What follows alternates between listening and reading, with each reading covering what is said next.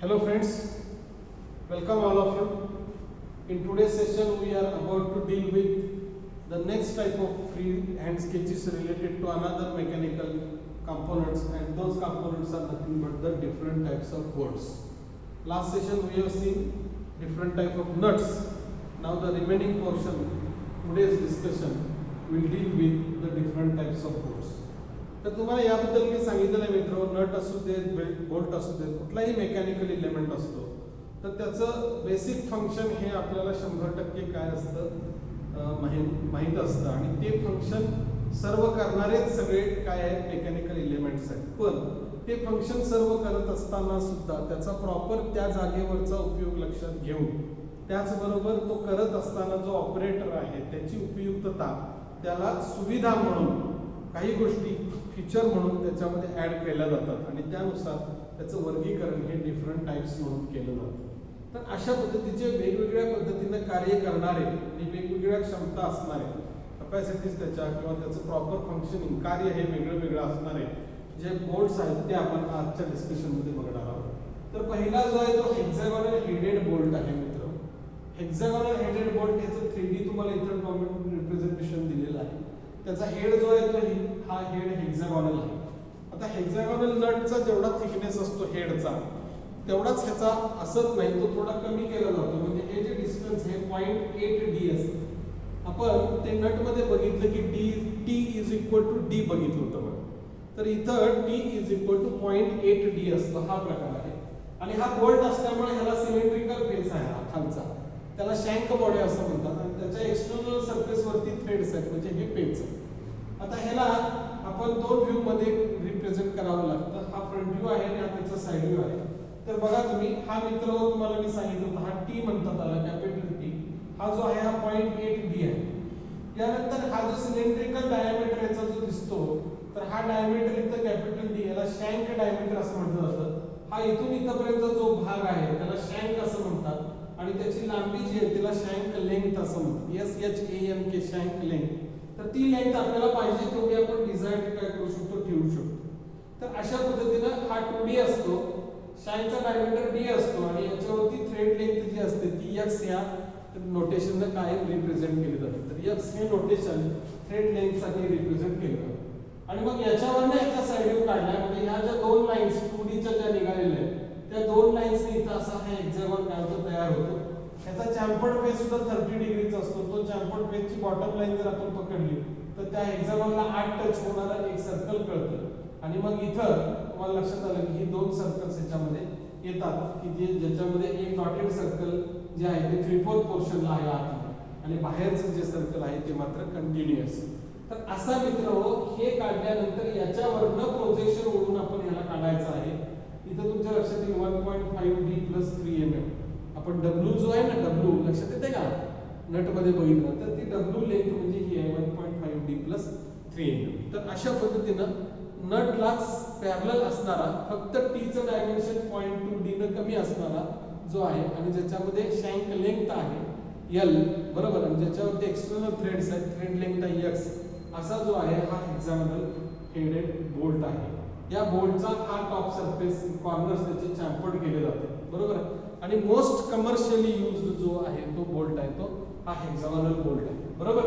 तर त्याचा चॅम्फरचा अँगल सुद्धा मित्रांनो किती असतो, 30 डिग्री असतो. दोन व्ह्यू मध्ये आपल्याला रिप्रेझेंट करावा लागतो, हा आणि हा 3D आपण काढायचा नाही, कुठेही आपल्याला 3D ड्रॉइंग काढायला लागत नाही, कुठल्याच फ्रीहँड स्केचेस मध्ये काढायचा नाही.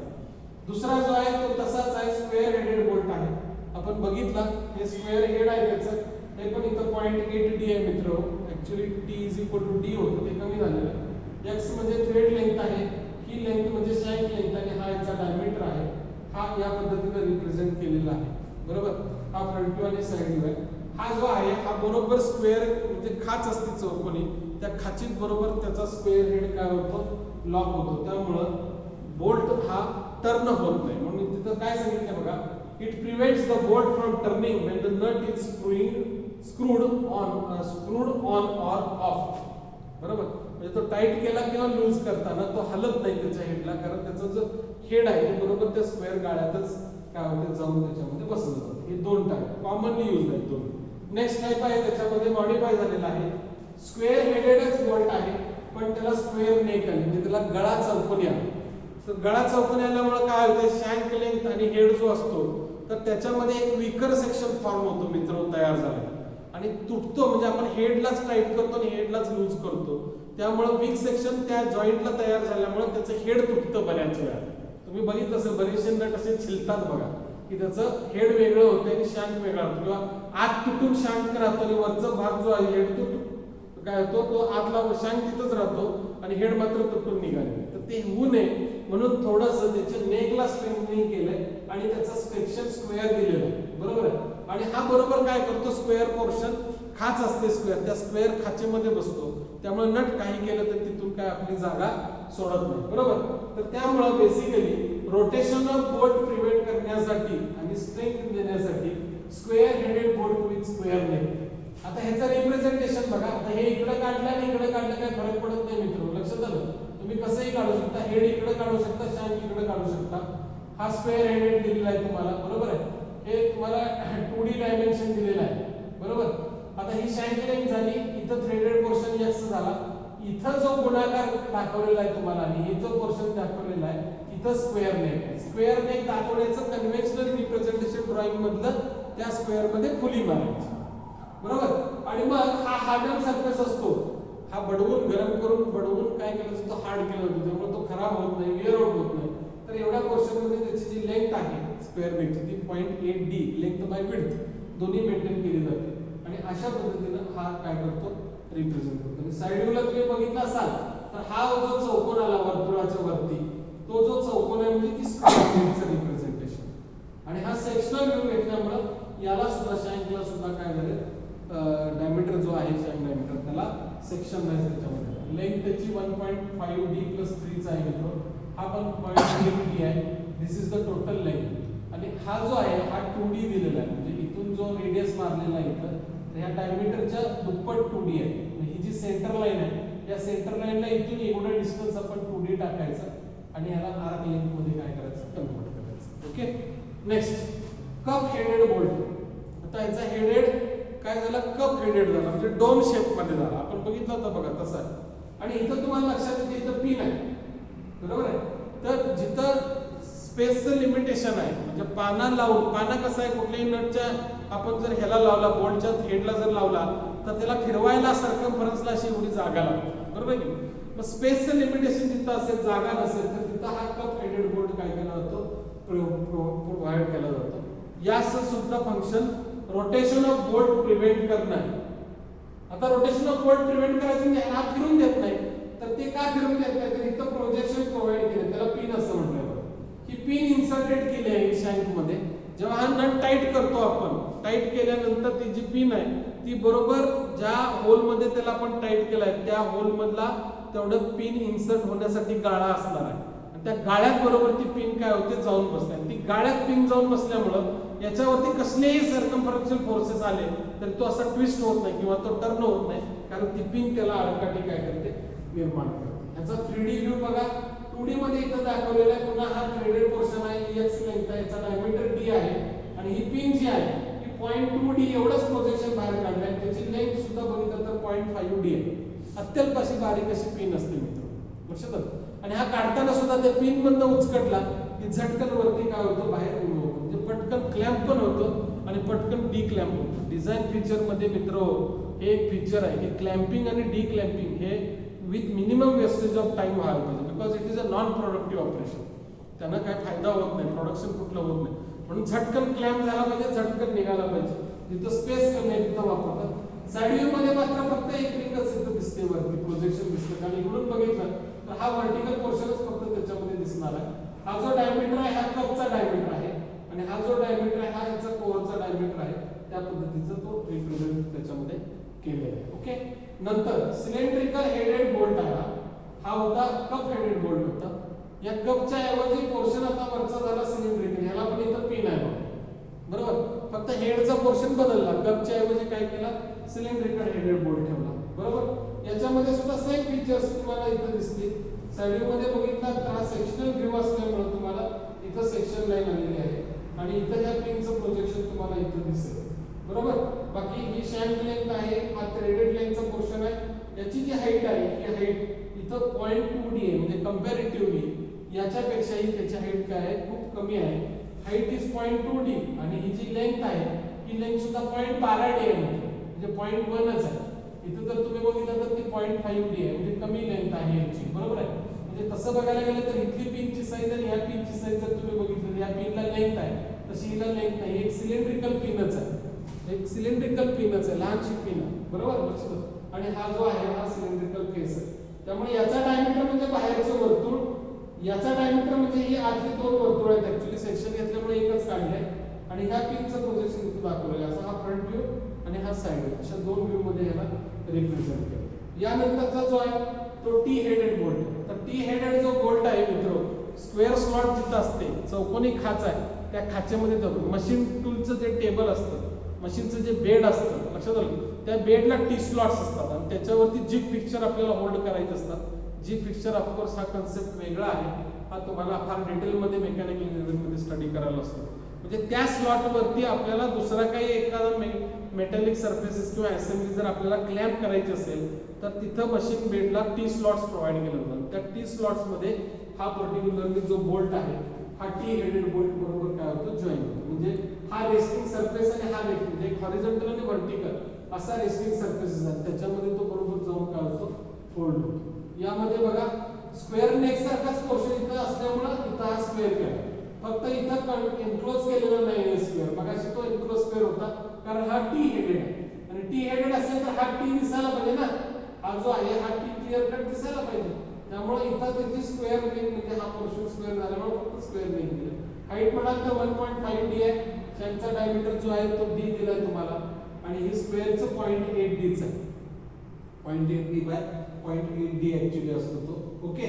आणि साइड व्ह्यू मध्ये तुम्ही बघितलं तर हा सर्कल दिसतो शाफ्टचा आणि हा फेस आणि हा फेस रेक्टँगल सारखा दिसेल. तर this bolt is used in machine tool table having T slots. Okay. आणि त्याच्यावरती जिग फिक्चर काय केलं जातं, प्रोव्हाइड केलं जातं. तर नेक ऑफ स्क्वेअर आहे ती बरोबर ती काय करते, नेक ऑफ बोल्ट जी आहे ती जी स्क्वेअर मध्ये बनवलेली आहे तर ती fits into the slots provided on the slide. तर ती बरोबर त्या स्लाइड मध्ये काय होते, जाऊन इन्सर्ट होते.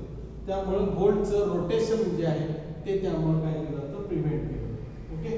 यानंतरचा आहे तो काउंटर सनक हेडेड बोल्ट. बघा नुसते हेड याचे बदलले तर वेगळे वेगळे टाईप. आता काउंटर सनक म्हणजे असा तर जिथं मशीनच्या सरफेस वरती तुम्हाला त्याचा हेड येऊन द्यायचा नाहीये तर त्या ठिकाणी त्या मशीनच्या बेड वरती काउंटर बोअर मारायचं. त्या बोअर मध्ये बरोबर त्याचं हेड जे आहे, काउंटर हेड आहे ते त्याच्यामध्ये बसलं की तो त्या टॉप सरफेसला एकसारखाच दिसतो. म्हणजे तुम्ही स्क्रू बघित असाल, आपले स्क्रू जे सुतार लोक वापरतात की नाही, पिळायचे जे स्क्रू असतात त्याचा जो हेड असतो तो काउंटर सनक असतो. तो कुठेही टेबलच्या सरफेस मध्ये जर पिळला तर लक्षात येईल तो त्या टेबलच्या सरफेस मध्ये त्याचा काउंटर सनक सरफेस जातो आणि वरचा सरफेस काय होतो, प्लेन होतो. तर अशा पद्धतीचा हा आहे. तर ह्याला सुद्धा एक प्रोजेक्शन दिलेलं आहे. हे प्रोजेक्शन दिल्यामुळे तो काय करतो, त्याचं जे रोटेशन आहे तो काय करतो, प्रिव्हेंट करतो. तर अशा पद्धतीने हा आहे. तर हा काउंटर सनक काय, याचा जो आउटर डायमीटर आहे तो 1.8d आहे आणि इथं जाऊन बघितलं तर हा कोरचा डायमीटर d ला काय होतो, मॅच होतो, बरोबर. आणि त्याला ही जी पिन दिलेली आहे किंवा हे जे प्रोजेक्शन दिलेलं आहे त्याचा जो थिकनेस आहे तो 0.12d आहे. आणि काउंटर जो आहे त्याचा अँगल जो आहे तो 45 डिग्री, चॅम्फर्ड फेस जो आहे तो 45 डिग्री दोन्ही बाजूला. तर अशा पद्धतीने हा आहे. आणि दुसरा अशाच पद्धतीचा पण स्क्वेअर नेक असणारा सुद्धा आहे. म्हणजे जो स्क्वेअर हेडेड बोल्ट होता आपला तसाच आहे, फक्त हा काउंटर सनकच्या खाली इथं स्क्वेअर नेक तुम्हाला तिथं दिलेली आहे. तर अशा पद्धतीने हा दिलाय. त्याचं लेंथ बघा कुठेही बघा 0.8d आहे स्क्वेअर नेकचं, सगळीकडे बघितलं तर 0.8d आहे. सो जिथं आपल्याला हेड ऑफ बोल्ट हे सरफेस वरती नको आहे त्या ठिकाणी याचा काय केला जातो, वापर केला जातो आणि त्यामुळे त्याचं रोटेशन सुद्धा या पिनमुळे काय होतं, प्रिव्हेंट होतं. याच्यानंतरचा जो आहे तो हुक बोल्ट आहे. हुक बोल्टचा वापर कुठं होतो, हुक सारखा होतो. म्हणजे एक सरफेस मेटॅलिक इथं आणि एक सरफेस इथं खाली सरफेस आहे आणि या सरफेस मधनं आपण त्याला वर टाकायचा आणि त्याचा जो नांगा आहे असा जो हुक आहे तो या सरफेसला असा काय करेल, क्लॅम्प करेल. म्हणजे आपण टाईट केला तर तो त्या सरफेसला आणि ह्या सरफेसला होल्ड ऑन करेल. इथं हा सरफेस आहे. तर इथं सुद्धा याचा पोर्शन हा स्क्वेअर नेकने केला जातो कारण त्या क्रॉस सेक्शन मध्ये विकर सेक्शन तयार होतो आणि स्ट्रेसेस त्याच्यात डेव्हलप होतात आणि फायनल फेल्युअर ऑफ बोल्ट जे आहे ते ह्या नेकला होण्याची शक्यता असते. म्हणून इथं त्याला थोडीशी हीट ट्रीटमेंट म्हणजे हार्डनिंग त्याचं केलं जातं आणि स्क्वेअर नेक मध्ये दिलं जातं. तर ती पण लेंथ इथं 0.8d आहे. बाकी हा जर तुम्ही बघितला तर डोम शेपच आहे, त्याचा डायमीटर जो दिलाय तो 0.9d अशा पद्धतीने दिलाय आणि हा हुक त्याच्यामध्ये काय केलेला आहे प्रोव्हाइड केला. साइड मध्ये बघितलं तर अशा पद्धतीने तो दिसतो. हा जो एज आहे या एजला रिप्रेझेंट केलेला हा रेक्टँग्युलर फेस आहे आणि या पद्धतीने ह्याची शँकची बॉडी या स्क्वेअर मध्ये दिसते. So such bolt passes through a hole in one part only. हा काय होतो passes through a hole in one part. मी सांगितलं ना हा एक सरफेस आहे आणि हा एक सरफेस आहे, दोन्ही सरफेस एकमेकाला जर होल्ड करायचे असतील तर या सरफेसेस मधून जातो तो. म्हणून तिथं काय म्हटलंय such bolt passes through a hole in one part only. दोन पार्ट मधनं तो जाणार नाही, एका पार्ट मधनं जाणार आणि तो त्याला जाऊन असा हुक काय करणार क्लॅम्प करणार. while the other part is gripped by the hook. दुसरा पार्ट काय होणार तो ग्रिप होणार, त्या हुक ने ग्रिप होणार. shaped bolt head. This type of bolt is used where there is no space for making a bolt hole in one of the parts. जिथं hole पाडायला जागा नसेल, बरोबर, एकाच मेटॅलिक सरफेस मध्ये जागा मिळते, दुसऱ्या मेटॅलिक सरफेसला जागाच नाहीये, तर त्या ठिकाणी याचा वापर केला जातो. कारण त्याचा जो प्रोजेक्टेड हुक शेप आहे तो त्याला काय करतो पकडून ठेवतो, त्यामुळे तिथं होल करायची दुसऱ्या सरफेस मध्ये गरज नसते. नंतर जो आहे तो हेडलेस टेपर्ड बोल्ट. हेड काय नाहीये पण टेपर्ड पोर्शन आहे, वरती डायमीटर जास्त खाली डायमीटर कमी, निमुळता होत आला आणि इथं ह्याला पेच दिलेला. ओके, तर याला म्हटलं जातं टेपर्ड बोल्ट, बरोबर. This bolt has a tapered shank without head. याला हेड नाहीये. It is used in couplings to have two flanges together. दोन फ्लॅंजेस एकमेकाला टुगेदर होल्ड करण्यासाठी कपलिंग मध्ये तो काय करतात इन्सर्ट करतात. तर अशा पद्धतीचा आहे. तर तुमच्या लक्षात येईल हा जेवढा एक्स्ट्रा प्रोजेक्शन आहे हा खाला त्याचा कोर डायमीटर d आहे आणि हा टेपर्ड सरफेस 1:30 आहे. हा टेपर्ड सरफेस दिला म्हणजे याचा अँगलच दिलाय तुम्हाला 1:30. ओके, तर अशा पद्धतीने हा टेपर्ड सरफेस मेंटेन करायचा. म्हणजे हा 1.2d आहे, म्हणजे ह्याची लेंथ आणि याचा डायमीटर ऑलमोस्ट बॉटमला इथं सेम होतो, वेरेज इथं तो काय असतो जास्त असतो. तर अशा पद्धतीने त्याचं रिप्रेझेंटेशन आपल्याला करता येतं. यानंतरचा जो आहे तो आय बोल्ट आहे, बरोबर. आय बोल्ट याचा अर्थ तुमच्या लक्षात येईल की इथं ही प्रोव्हिजन जी आहे ती प्रोव्हिजन म्हणजे आय प्रोव्हिजन, आणि या प्रोव्हिजन मध्ये इथं तुम्हाला दिसेल की तुझी शँक बॉडी आहे आणि याच्यावरती एक्स्ट्रा काय केलेलं आहे एक्सटर्नली काय केलं थ्रेड्स दिलेले आहेत. In this type of bolt head is made thick circular ring. Head त्याचा काय आहे आता स्क्वेअर नाही, रेक्टँग्युलर नाही, कप नाही, डोम नाही, तर कसं आहे सर्क्युलर रिंग आहे त्याची विथ रेक्टँग्युलर क्रॉस सेक्शन. पण त्याचा क्रॉस सेक्शन कसा आहे रेक्टँग्युलर आहे. जरी सर्क्युलर रिंग असली तर तिचा क्रॉस सेक्शन रेक्टँग्युलर म्हणजे थिक रिंग आहे असं त्याला सांगता येईल आपल्याला. आणि मग याचा रिप्रेझेंटेशन फ्रंट व्ह्यू मध्ये या पद्धतीने दिसते. हा आय दिसतो बघा पूर्ण, नंतर ही शँक लेंथ आली, इथं हा थ्रेडेड पोर्शन. साइड व्ह्यू मध्ये बघा तर हा पूर्ण पोर्शन तुम्हाला दिसतो, हा शँकचा डायमीटर दिसतो आणि हा थिक पोर्शन असल्यामुळे इथं दिसतंय की तो त्याचा सेक्शन स्क्वेअर आहे, बरोबर. तर अशा पद्धतीने 1.2d ही तिची लेंथ, हाईट म्हणाल तर 2d आणि डायमीटर शँकचा d, अशा पद्धतीचा जो आहे तो आय बोल्ट. नंतर या आय बोल्टलाच पॅरलल लिफ्टिंग आय बोल्ट आहे.